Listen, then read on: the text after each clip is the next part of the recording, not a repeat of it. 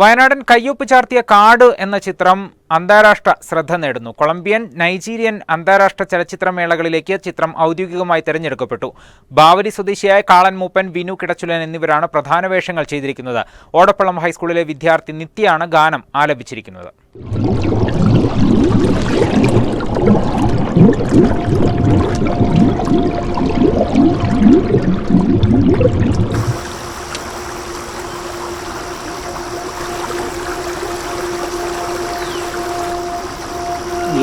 പാട്ട് പാടിച്ച് കേൾക്കണോ?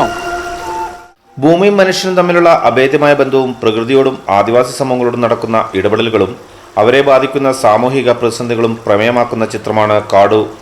മനുഷ്യനും പ്രകൃതിയും തമ്മിലുള്ള ബന്ധത്തെ പ്രതീകാത്മകമായി അവതരിപ്പിച്ച ഈ സിനിമ ഇതിനകം തന്നെ ദേശീയ അന്താരാഷ്ട്ര തലത്തിൽ ശ്രദ്ധ നേടിയിട്ടുണ്ട്. 17ാമത് ബാംഗ്ലൂർ അന്താരാഷ്ട്ര ചലച്ചിത്രോത്സവത്തിലെ ഇന്ത്യൻ സിനിമാ മത്സര വിഭാഗത്തിൽ 3ാം സ്ഥാനം നേടിയ ചിത്രമാണ് കാടു. കൂടാതെ തുഞ്ചൻ പറമ്പിൽ നടന്ന മലയാള സർവകലാശാല ദർശിനി അന്താരാഷ്ട്ര ചലച്ചിത്രോത്സവത്തിൽ മികച്ച സിനിമയ്ക്കുള്ള ജൂറി പുരസ്കാരവും ലഭിച്ചിട്ടുണ്ട്. ചേലമ്പ്ര സ്വദേശി സുനീഷ് വടക്കുംപാടനാണ് രചനയും സംവിധാനവും ഗാനരചനയും നിർവഹിച്ചിരിക്കുന്നത്.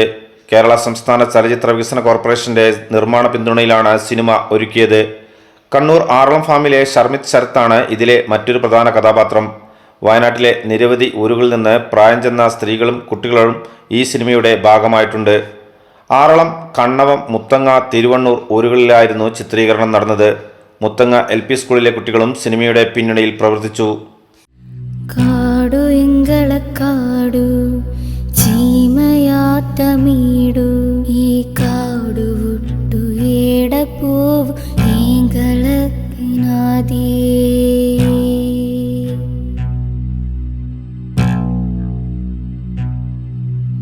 കാടു എങ്കളക്കാടു ചീമയാത്തമീടു കാടു വിട്ടു ഏട പോവു ഏങ്കളക്കിനാദേ. കൊളംബിയ അന്താരാഷ്ട്ര ചലച്ചിത്രോത്സവത്തിന് ശേഷം ഇപ്പോൾ നൈജീരിയയിലേക്ക് മനുഷ്യാവകാശ ചലച്ചിത്രത്തിലേക്ക് തന്നെ തിരഞ്ഞെടുക്കപ്പെട്ടതിൽ വളരെ സന്തോഷമുണ്ട്. ഈ സിനിമയുടെ പ്രധാന കഥാപാത്രങ്ങളെല്ലാവരും ഗോത്ര വിഭാഗത്തിലുള്ള ആളുകളാണ് എന്നുള്ളതാണ്. മറ്റ് നാടക മേഖലയിലുള്ള ചില ആളുകളും അതോടൊപ്പം തന്നെ അധ്യാപകരും ഗ്രന്ഥശാല പ്രവർത്തകരും എല്ലാം തന്നെ ഈ സിനിമയുടെ ഭാഗമായിട്ടുണ്ട്. മറ്റ് നിരവധി പുരസ്കാരങ്ങളും ഇതിനോടകം തന്നെ സിനിമയെ തേടിയെത്തിയിട്ടുണ്ട്.